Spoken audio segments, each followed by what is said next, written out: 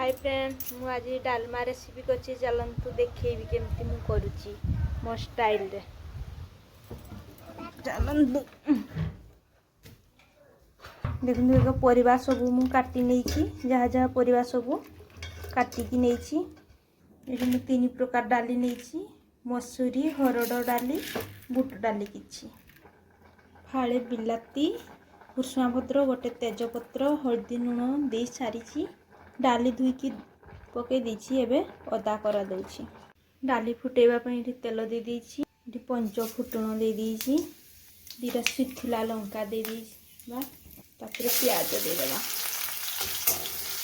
ए जो बिलातीटा काढी की दे देबा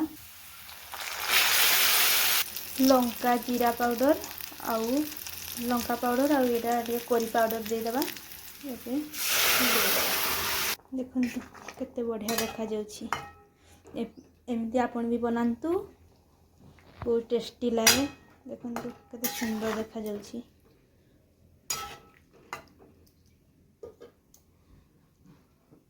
लास्ट को टिके चीनी पके देले परिबा गुडा बैलेंस होकी रहि जाए